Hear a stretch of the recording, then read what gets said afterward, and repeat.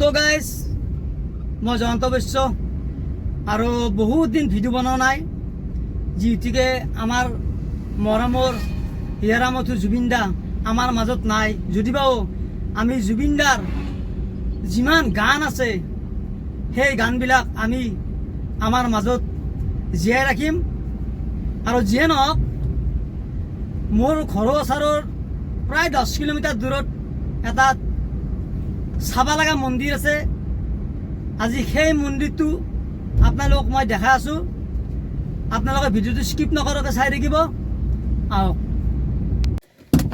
যে নহওক আহি পালোঁ দেখাইছোঁ আপোনালোকক আহি আছোঁ মানে এই পকী দলংখনৰ এটা ৰহস্য আছে আগতে চাওক এই যিটো চেফগাৰ্ড এই বস্তুটো নাছিল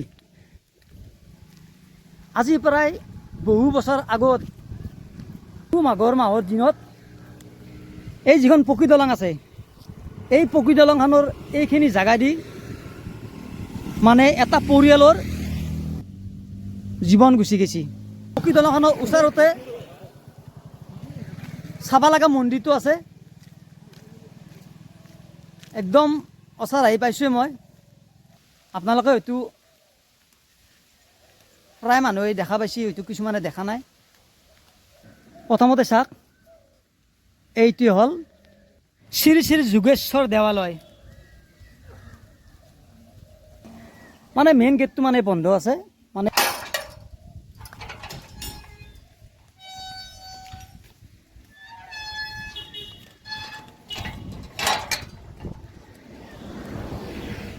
আহিয়ে প্ৰথমতে আপোনালোকক যিটো পুখুৰী আছে পুখুৰীটো মই দেখাই আছোঁ এই চাওক সুন্দৰ এটা পৰিৱেশ মানে সুন্দৰ নেচাৰেল পৰিৱেশ মানে হয়তো ইয়াতকৈ আৰু এনেকুৱা পৰিৱেশ আমি আগতে ক'তো দেখা নাই আৰু যিয়ে নহওক এনেকৈ চাওক মন্দিৰৰ আগৰ ফালে যিখিনি মানে ঘাঁহ বন জংঘল আছে আৰু এখেতসকলে এনেকৈ কি সুন্দৰ কৰি মানে চাফা কৰি আছে মোৰ কাষত এজন জ্যেষ্ঠ ব্যক্তি আছে তেখেতৰ পৰা অলপ কথা পাতি আছে আপুনি কি কয় কাৰ লগত কথা পাতি আছে নহয় নহয় যিয়ে নহওক যিয়ে নহওক এখেতৰ পৰা আমি তুমি ক'ৰ সাংবাদিক জানিব লাগিব হয় মেইন কথা কৈ আছোঁ আপোনাক ক'ৰ পাই আছো হয় হয় হয় মই ব্লগ কৰি আছোঁ আৰু এখেতে ক'ব মোক মানে সুধিছে আৰু ক'ৰ পৰা আহিছোঁ মই কৈ আছোঁ এখেতক না কি খুৰা কৈ আছোঁ মই আপোনাক খুৰা দেই এই যিটো মানে মণ্ডপটোৰ এই জেগাখিনিত মানে যজ্ঞ হয় ন খুৰা হয়নে যজ্ঞ হয় ন আৰু এইফালেতো দেখা পাইছে আপোনালোকে তুলসীৰ গছ কি ধুনীয়া মানে কি ক'ম পৰিৱেশটো মানে আচৰিত মানে চাব লগা পৰিৱেশ আহি আছোঁ এইবাৰ মানে এখেতে সুন্দৰ কৰি মানে কাটিং কৰি আছে মানে ন খুৰা অঁ মানে যিয়ে নহওক ইমান এটা মানে ধুনীয়া এটা মন্দিৰ আৰু মানে বহুত মানুহে ভাবে যি এই আজি প্ৰায় বহু বছৰ আগত য'ত এই পকী দলংখনৰ ওচৰত এটা মানে পৰিয়ালৰ মানে জীৱন গৈছিলে এই পকী দলংখনৰ তলতে পুহ বা মাঘৰ মাহ সেনেকুৱা এটা হেৰিত ন আৰু যে তেখেতসকলে এই মন্দিৰটো মানে কিছুমানে ভুলতে বনাওঁ বুলি কয় ৰাইজক সেই কথাটো অলপমান কৈ দিয়ক তেওঁলোকৰ কাৰণে নহয় আচলতে তেওঁলোকৰ কাৰণে মন্দিৰটো অলপ এইফালে আহিব অলপমান কওক তেওঁলোকৰ কাৰণে মন্দিৰটো বনোৱা নাই হয় কিন্তু তথাপিতো তাৰমানে এইখন এটা বিলৰ দৰে হৈ আহিছিল এই মাটিৰ মালিক নৃপেন শৰ্মা দেৱে তেখেতে আচলতে ঘৰ সন্মুখত এইটো তেওঁ গুৱাহাটীত আছিল তেওঁ তাৰমানে মন মেলিলাক আৰু তাৰমানে তেওঁ এই জেগাখিনিত এটা মন্দিৰ বনাব খুজিলাক তাৰে পিছত যাই পৰ্যায়ক্ৰমে কেইবাটাও মন্দিৰ হ'ল বা দুটা এতিয়া বৰ্তমান মূৰ্তিও বনাইছিল মূৰ্তি দুটা বনাই থাকোঁতে তেওঁৰ মৃত্যু হ'ল কিন্তু যেই নহওক ৰাইজক এইটো আজি 5-6 বছৰ হ'ল এইখিনি টাইমৰ ভিতৰত বহুখিনি কৰি তেওঁ আমাৰ ৰাইজক বহুখিনি দি থৈ গৈছে এইখিনিয়ে আৰু আপোনালোকে সকলোৱে গমেই পালাক যে নিজে মালিকে বনোৱা মন্দিৰ এইটো মই চাৰিওফালে বাউণ্ডাৰীত যিটো এটা ভাল লগা পৰিৱেশ সেইখিনিও মই দেখাই আছোঁ আৰু কাষতে এটা বিৰাট ডাঙৰ মানে শিৱৰ মূৰ্তি আছে তাৰ কাষতে আকৌ এটা হনুমানৰ এটা মূৰ্তি আছে সেই দুটা মই দেখাই আছোঁ আৰু মই এইবাৰ আপোনালোকক মেইন যিটো একদম মেইন মন্দিৰ সেই মন্দিৰটোৰ ওচৰত আহি আছোঁ আৰু আহি কিনে মই আৰু আমাৰ যিজন মানে পুৰোহিত মন্দিৰটো মানে চলাই আছে মানে পূজা পাতল কৰে তেখেতৰ পৰা অলপ জানি ল'ম। এইটো মন্দিৰ নিপেন শৰ্মা তেখেতে নিজে তেখেতে এইটো মন্দিৰ বনাইছে। হয় তেখেতে আজি তেখেতৰ বহুদিন তাৰমানে এই মন্দিৰটো বনোৱাৰ ক্ষেত্ৰত তেখেতৰ ইচ্ছা প্ৰবল ইচ্ছা আছিল। সেই তেখেতে এইটো মন্দিৰ তেখেতৰ নিজা অৰ্থ খৰচ কৰি এইটো মন্দিৰটো বনাইছে। এতিয়াতো মন্দিৰটো বহুত কেইটা মন্দিৰ আৰম্ভ হৈছে। প্ৰথম শিৱ মন্দিৰ, তাৰপিছত হনুমান মন্দিৰ। এতিয়া তেখেতৰ এইটো মনৰ আশা, কিন্তু তেখেত বেছি দিন জীয়াই নাথাকিল। তেখেত থাকিলে আৰু বহুত কিবা কানি তেখেতৰ মনৰ আশা মতে বহুত কিবা কানি ইয়াত হ'ল এতিয়া, কিন্তু সেইটোৱে তেখেতৰ নহ'ল। আৰু যা হওক তেখেতৰ কিছু কিছু মনৰ আশা পূৰণ হৈছে, এইখিনিতে ক'ব।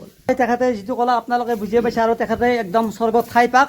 বাপৰে ইমান ডাঙৰ মহৎ কাম এটা কৰি থৈ না গৈছে মহান আৰু এটা ব্যক্তি এজন, বহুত ভাল লাগে। মইতো সদায় ৰেগুলাৰে আহি থাকোঁ ইয়াতে। ভাল লাগে আৰু পৰিৱেশটো বহুত ধুনীয়া ন। মই মানে গাড়ী দি আহোঁতে যাওঁতে চাওঁ মানে ভিডিঅ'টো বনাবৰ কাৰণে সময় পোৱা নাছিলে। আৰু এইফালে আমাৰ জুবিন দা মৰি গ'ল, তাত দুখতে বহুত দিন ভিডিঅ' বনোৱা নাছিলোঁ। ঠিকে আছে, খুব ভাল লাগে। যে নহওক আহক মই আপোনালোকক সেই মূৰ্তি দুটা দেখাই আছোঁ আহক, আৰু বাউণ্ডাৰীটো অলপ ঘূৰি ঘূৰি আপোনালোকক দেখাই আছোঁ, চাই থাকিব। আহি আছোঁ মানে ভোলেনাথৰ ওচৰত আহি আছোঁ। আৰু এইফালে চাওক সুন্দৰ কৰি মানে ওপৰৰ মুকুটকেইটা দেখা আছোঁ।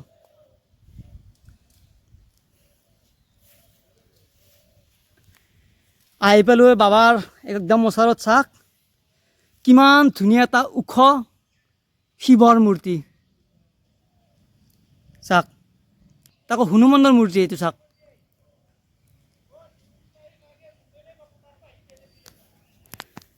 আহক এবাৰ পিছ চাইডটো দেখাইছোঁ, মানে চাব লগা পৰিৱেশ। মানে ধৰক এটা সময়ত এনেকুৱা হ'ব মানে খোজ দিবা জাগা নহ'ব এই জাগাটোত।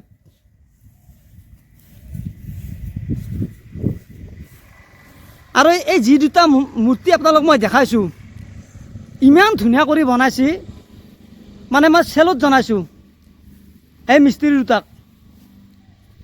তাৰ পিছফালে মন্দিৰ আৰু এটা আছে, কৈ আছোঁ মই কি মন্দিৰ, জয় শ্ৰী হনুমান মন্দিৰ। বাপৰে বাপ, ভোলেনাথৰ ভক্ত, শিৱৰ ভক্ত।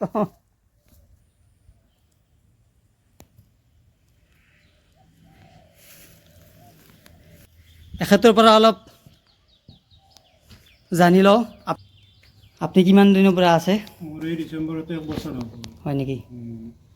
মানে যাত্ৰীৰ সমাগম নাই? যাত্ৰী সমাগম হয়, মঙলবাৰে বেছি যাত্ৰী হয়, বাকী বাৰতো হয়। চব নাই কি ক'ব আপুনি, ইমান যে ধুনীয়া এটা পৰিৱেশ এটা ভাল পৰিৱেশ। ভাল পৰিৱেশ ন? আপোনাৰ ঘৰ মোৰ বৰবৰী বাজিপুৰ ওচৰতে আৰু? ওচৰত। ঠিক আছে, এইটো অলপ বজাই দিয়ক, খান্তিটো। খান্তি বুলি কয় নহয়?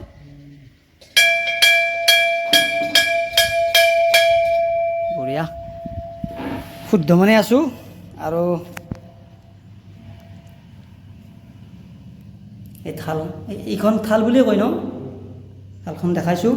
আৰু একদম যিটো স্থাপন কৰা মূৰ্তি হনুমানৰ, এইটো চাওক, জয় হনুমান। যে নহওক মই ভিডিঅ'টো বনালোঁ ইমান দিনৰ মূৰত, আৰু মোৰো ভাল লাগছি। আৰু আপোনালোকে নিশ্চয় ভিডিঅ'টো চাই ভাল পালে প্লিজ এটা লাইক কৰি জনাই দিব। জয় জুবিন দা, জয় আই অসম।